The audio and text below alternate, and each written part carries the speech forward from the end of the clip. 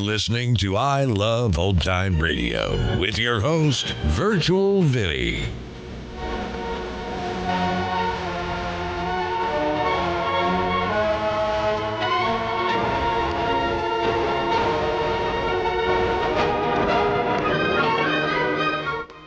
It's a new episode here on I Love Old Time Radio. Welcome, Old Time Radio fans. I'm your host, Virtual Vinny. You can interact with us via social media on Facebook at I Love Old Time Radio and on Twitter at I Love OT Radio. You can send feedback to us via the contact form on our website at iloveoldtimeradio.com. If you enjoy this program, please take the time to rate and review us at review.iloveoldtimeradio.com.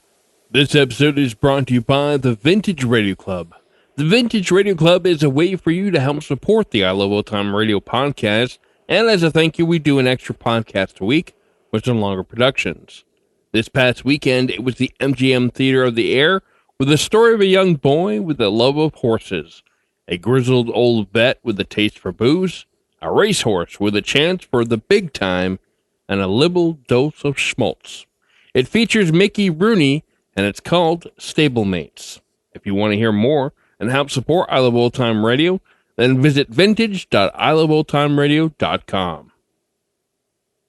I Love Old Time Radio produces a new show every Monday through Friday, each day with a different theme. Tuesdays is about the adventures on My Friend Irma. There are 6 missing episodes. However, they are all marked as existing, though I have not been able to find them. Among those stories, Jane throws a costume party in honor of Irma's birthday, and Al invites the fabulous Joe. Hello, Joe? Jane gets her old position back with Richard Rylander III, and Irma has a new boyfriend named Melvin.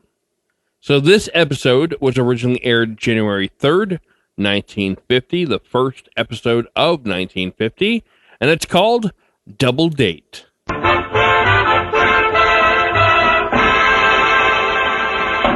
Lever Brothers Company presents the Pepsodent Show, My Friend Irma.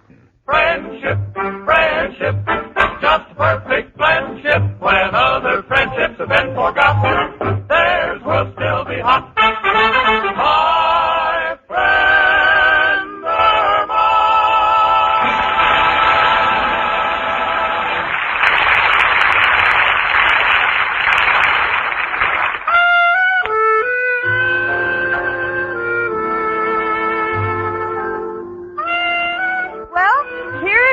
January the 3rd, the beginning of a new year. 1948 has slipped into the past, and yet, thanks to my roommate, Irma Peterson, I will remember it as long as I live. For it was in 1948 that Irma did the following memorable things. A. She bought a refrigerator without a motor because she felt that without any moving parts, there was nothing to go out of order. B. It was in 1948 that she gently took my new sealskin coat and put it in the bottom of the bathtub while she poured water and ice over it because it was Be Kind to Animals Week. And C, it was also in 1948 when Irma's boss, Mr. Clyde, told her he wished to speak to a client in Dallas, Texas, person to person. So Irma wired him the fare for a round-trip ticket. That was all in 1948. 49 is starting out even worse. Why? Because Irma has at long last broken off with Al. And day and night for the past 3 days, America's #1 fugitive from an honest buck has been bombarding his chicken with various notes and tokens of his love. On Friday, it was a letter which went, Dear Chicken, I cannot understand how you could break up our romance after all we've gone through. We used to count on each other so much. Now that you've left me, I can no longer eat. I go without breakfast, lunch, and dinner.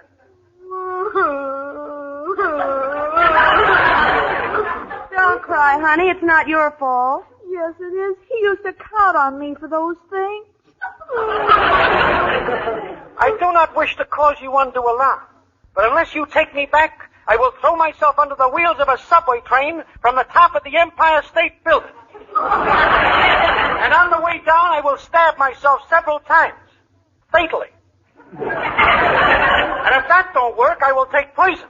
And if nothing happens by the time I hit the ground, we'll do something desperate. He's figured more angles than a 4-way cold tablet. It's too bad things have to come to this sudden end. Just when I thought of a real money-making plan. Oh, no. Yes, a plan that would make us rich.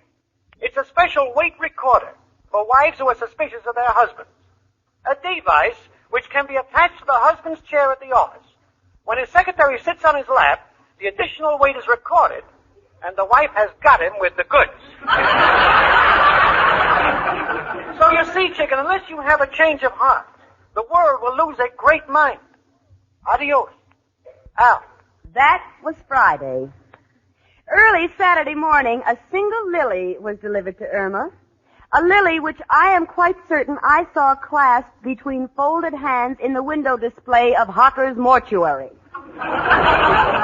And on the card, tenderly inscribed, were these immortal words.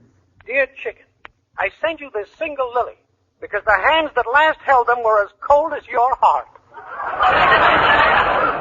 Desperately, Al. So much for Saturday. On Sunday, sheer grief gives way to determination in the form of a love poem, a work of deathless art. Dear chicken, like a little squirrel needs his nuts, I must have you and no one but. Enough to tear your heart out, isn't it? But all this hasn't made the least impression on Irma. She's completely wrapped up in thoughts of her new boyfriend, Melvin Baxter. Jane, What, Irma? what do you really think of Melvin? Well, from what I've seen of him, he strikes me as being reliable, ambitious, and sincere. I suppose you're right, but I can't see where he's so reliable. What do you mean? We've been out together 4 times, and he hasn't even kissed me once. Well, maybe he's a bit bashful. Gee, Al was different. He kissed me 4 times before we were introduced. Irma, you sound as if you're still a little sweet on Al. Oh, no, Al is a forgotten chapter. Since I've been going places with Melvin, life is just a new thrill. You don't know what it means to a girl to go on a subway with a man and have him pay your fare. I have lived a little, too. And Melvin is so considerate. Look, honey, Sweet. you can tell me all about it while we walk down to the beauty parlor, huh? Oh, all right, Jane, let's go. Now, what were you saying about... Oh, look, Irma, there's another letter in the mailbox. And I think it's from guess who. Well, let me see. Well, read it while we walk, huh? All right. Dear Chicken, you have refused to see me. Well, let me warn you. If you are thinking of marrying another man, do not waste time learning to cook for him, since he will be on a liquid diet because I will knock out all his teeth. Devotedly, Al. Oh, gee, Jane, this is terrible. Why? I have just given Melvin a tube of Pepsodent for Christmas. Irma, watch where you're going. You'll trip over that man tying his shoelaces. Oh, it's Professor Kropotkin and Mrs. O'Reilly. Hello, Jamie. And Irma, my 2 little darlings. Oh, girls, I'm so glad to see you. The professor, he has been trying to tell me my hair isn't natural red. Of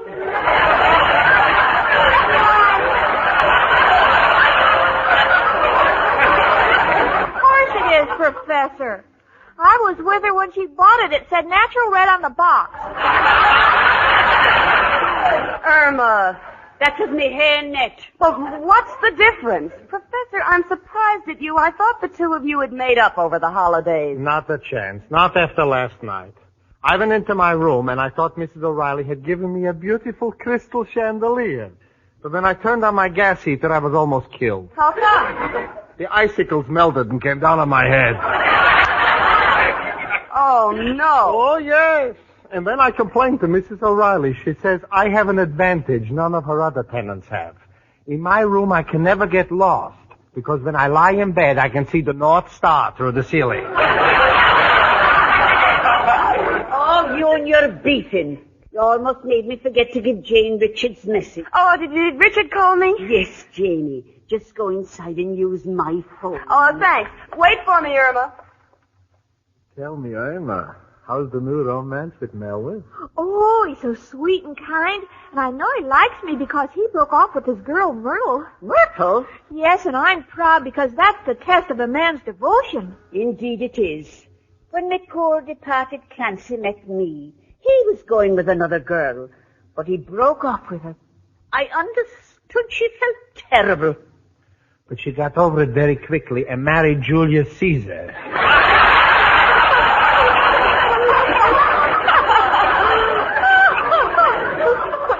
Oh, Professor, you're always kidding. I saw the picture. Julius Caesar is married to Vivian Lee. Oh, come on, Irma. I've got to hurry. Uh-huh, must be a big date. Well, I'll see you later, girls. Be careful, Mrs. O'Reilly. You'll fall into that ash can and they don't collect it till Wednesday.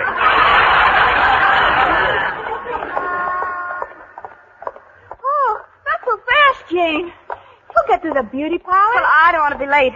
Richard is taking me out tonight, and you and Melvin are invited. Gosh, how did this happen? Well, he just explained that one of his clients is in some sort of scandal, and while Richard isn't involved directly, he doesn't want to be any place where he can be pestered by reporters. You know how he hates publicity. Oh, of course, I understand. So the four of us will go to some nice, quiet place. Oh, here's the beauty parlor. You coming in, Irma? No, I just want to walk through the slush and think of Melvin. Well, I'll see you later, honey. I'm in the mood for love, simply because simply because you're... If you don't go away and let me finish this song, I'll call an officer. Now listen to me, chicken. You don't know what this separation has meant to me. I lay in bed at night thinking of you, and my heart beats a savage tattoo. I'm sorry, Al, but having pictures on your chest isn't going to make any difference to me. Please, chicken. Haven't I given you the best years of my life? Al, ever since I've known you, you've been in the unemployment line. Well, those were my best years. Look, chicken, I can't take any more of this. My whole life is all mixed up. I'm so confused, I put my hand in the wrong pocket this morning when I went to make a phone call. What do you mean? Used a nickel instead of a slug. Chicken, I'm disintegrating right in front of your eyes. Oh, please, Al, not in front of strangers. It's all over between us. I love Melvin. Yeah, Melvin. That's the guy that's been poisoning your mind against me with his fanatical talk about working. You leave Melvin out of this. Please, chicken, how can you do this? After all, we were inseparable. Like Trilby and Svengali, and Damon and Pythias. Oh, Al, you're talking about cities I haven't even been to. It's no use, Al. I want Melvin. Chicken, if I can't have you, no one will. Al, if you don't stop talking like that, I'll call a policeman. Now go. Okay, I'll go. But I warn you, if that Melvin comes to see you tonight, you better tell him to wear a football helmet, because I'm going to kick him right in the end zone.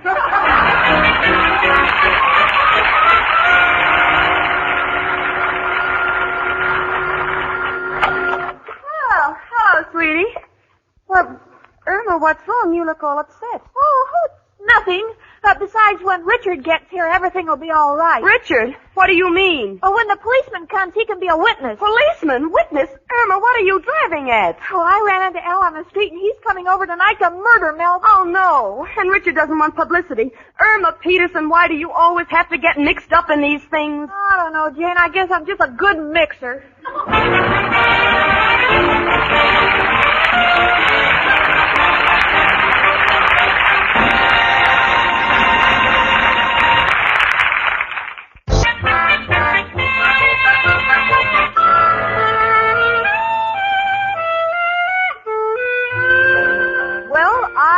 Just about beside myself with anger. Richard, who is purposely taking me out tonight to some out-of-the-way place to avoid publicity, is about to walk into a homicidal spotlight. And Irma is completely unconcerned. She is lost in her dream world. How do I know? Because she's putting mascara on her fingernails and nail polish on her eyelashes. Irma. Oh, what is it, Jane? Oh, look what I did to my nails. Look, honey, I'll make excuses for the fact that you think you're in love, but I refuse to let your love affairs come between Richard and myself. Oh, Jane, I don't think I will start a fight with my new boyfriend, Melvin, when we go out tonight. But he's liable to. The four of us are going out, and if there's a fight, Richard is going to be standing right there when the police arrive. So what? He can just say he was watching in self-defense. Irma, don't be ridiculous. And now look, sweetie, you've got to go down to the corner and tell Al to be a gentleman. Well, what shall I tell him? Just say you have no respect for men who use brute force and resort to violence, and you insist he leave Melvin alone. Now, can you remember that? I think so. Let's hear it once to make sure. All right, I have no respect for men because I'm going to resort with a brute if I have to use violence.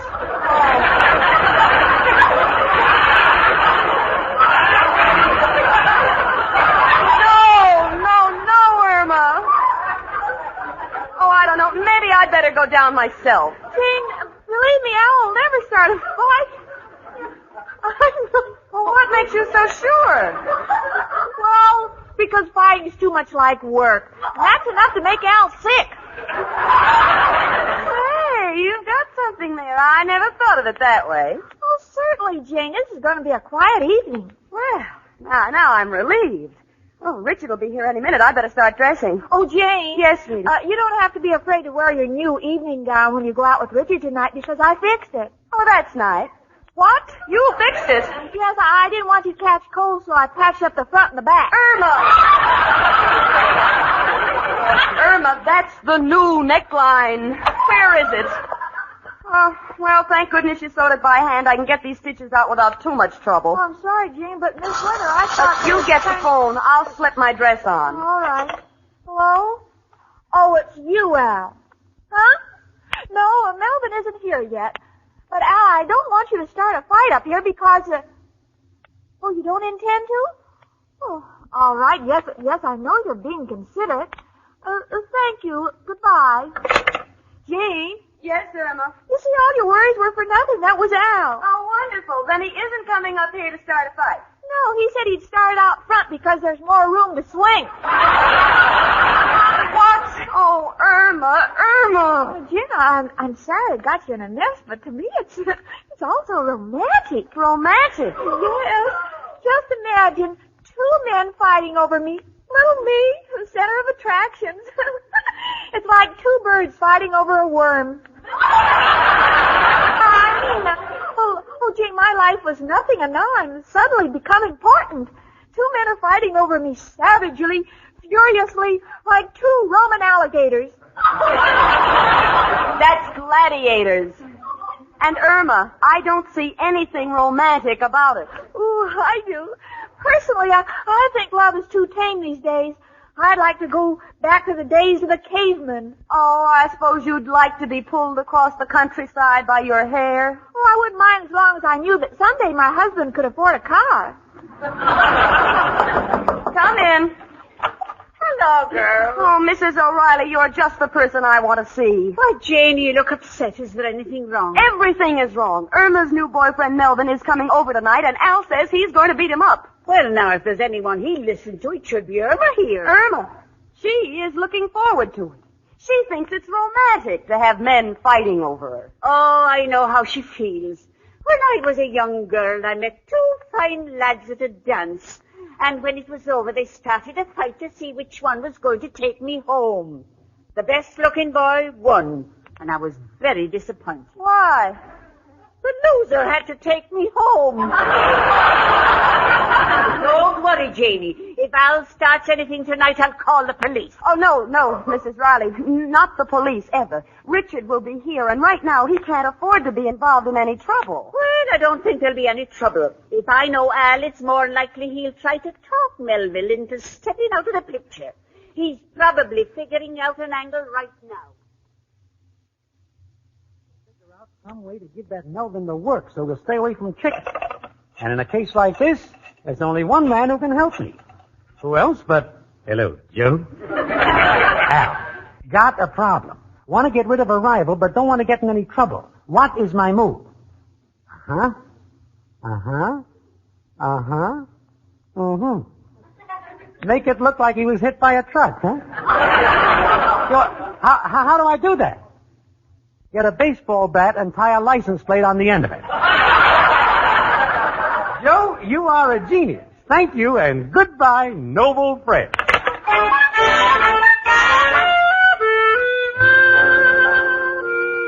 I guess Mrs. O'Reilly was right. I was just letting my imagination get the best of me. Everything is calm and peaceful. And I can't wait for Richard to get here. Irma, of course, is anticipating Melvin with ecstasy beyond delight. Right now, she has a sunshine biscuit in her mouth and the book of knowledge on her head. That's to show Melvin she's a smart cookie. Clever? But this I cannot understand. She has just taken a $10 bottle of Madame Cerise perfume and thrown it out the window. Irma, what's the idea? I just read in the paper that Madame Cerise got divorced. If the perfume didn't do her any good, how could it help me? After all, I want to impress Melvin. Why? Why? Well, remember, he gave up his girlfriend Myrtle for me. Yes, I know all about that, but you don't have to stand by the window looking at the moon like a lovesick cat. Oh, but the moon fascinates me, Jane. I remember when I was a little girl, I used to say the moon was made of green cheese. Yes, I know. But we all outgrew that fairy story. Fairy story? Jane, there's a scientific explanation for it. That the moon is made of green cheese? Yes, it was once part of the Milky Way, but a big lump got loose and curdled. Thank you, Irma Einstein. Oh, please, Jane, come here and look. I've never seen the moon so beautiful. The way it's beaming down the fire escape, and on the clothesline, and on the steps and the street, and on that man standing there with a baseball bat. A baseball bat? Let me look. Irma, that's Al. I wonder what he's doing with a baseball bat. Well, it's obvious he's lost me, so he's taking up a hobby. Oh, no. He must be waiting for your new boyfriend, Melvin. Oh, Irma. Oh, don't open the door, Jane. Oh, be still. Who's there? It is I. That's Richard. Anyone else would say it's me. Come in. Hello, girls. Oh, Jane, what's wrong? You're pale. Richard, Richard, I don't know how to begin. Oh, Richard. For heaven's sake, what's wrong? Didn't you see Al? He's downstairs. Well, I thought I saw someone standing in the shadows, but he didn't speak. What's going on? Al is waiting for Irma's new boyfriend with a baseball bat. Now, Richard, I know you don't want to be involved, This but... is all I need tonight. I'd better go down and talk with you. I'm going to open the window. I want to hear what Al says. Isn't this wonderful, Jane? It's ecstatic. I haven't had so much fun since that day you put shellac in my hair shampoo. Jane, I'm trying to hear what the boys are saying down there. But, Al, after all, you're a gentleman. You must take these things like a sport. I am a sport. Tonight I'm playing baseball, and Melvin's head is the ball. Root, Richard, you don't know how much I love my Irma. Listen to that, Jane. He still loves me. When I see her, it's like putting my tired feet in a bucket of Epsom salts. The sound of her voice is like the welcome sound of a siren heralding a jailbreak. And the touch of her hand is like the delicate caress of a pickpocket's fingers. Poetry, sheer poetry. Jane, isn't it enough to turn any girl's head? Yes, and her stomach, too. Oh, look, Richard's coming back. Gee, I wonder what Al's going to do. Oh, I don't know, Irma, but pull down that shade. All right, but, Jane, let's hurry up and change. Change? What are you talking about? Well, the way things are shaping up, I think we should all wear sports clothes. Don't you dare move, Irma Peterson. And let me tell you one thing. If Richard breaks off with me because of this fantastic nightmare, Oh, Richard, any luck? No, I pleaded with Al, but he has some silly notion about men fighting for their women. He says it's the law of the jungle, that the strong must devour the weak. Oh, my goodness. To think all these years I've been going around with a cannibal. Let me in. Let me in. Oh, that's Melvin. Do come in. Gangway. Oh, what's happened? What's happened? Some crazy farmer chased me up the steps with a baseball bat. Farmer? Yeah. He kept screaming and muttering something about I stole his chicken. That's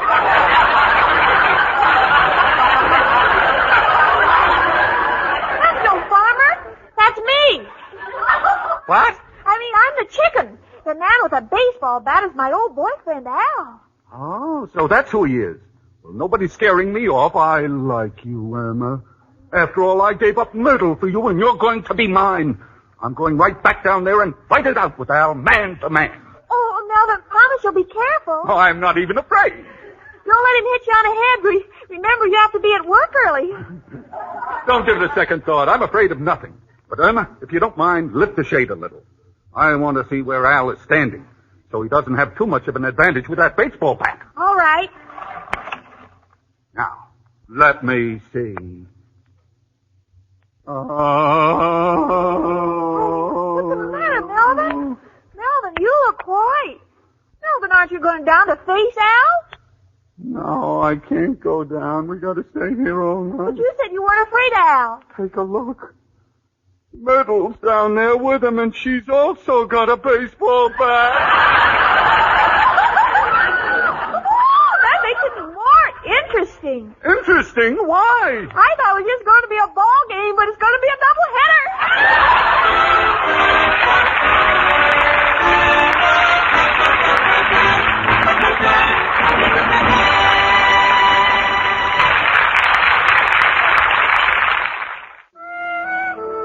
Well, that was some night. I didn't get to go out with Richard, but my dress did. We put it on Melvin, and Richard took him home. As for Irma, her status is still the same. Al is still threatening, and Melvin is still afraid to come around. In fact, every time Irma has a date with Melvin, she takes along a shopping bag. Irma, what's the idea? Well, Al says he'll tear Melvin to pieces, and I want something to bring him home in. And you know, if anyone finds a missing piece, it probably came from the mind of my friend Irma.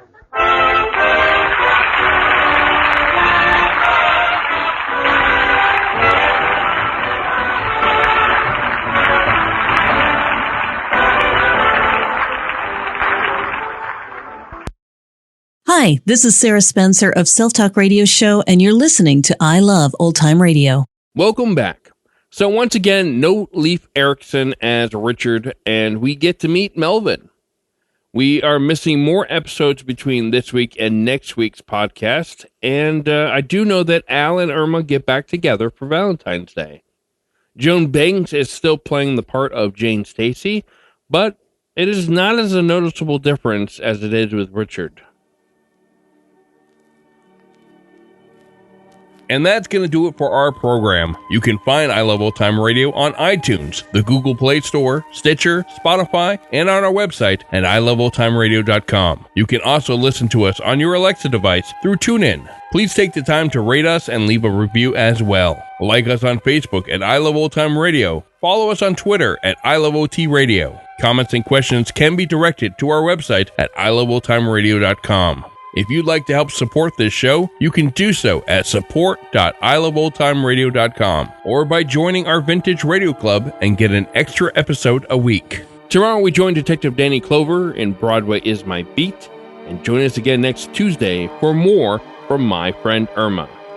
For iloveoldtimeradio.com, this is Virtual Vinny signing off.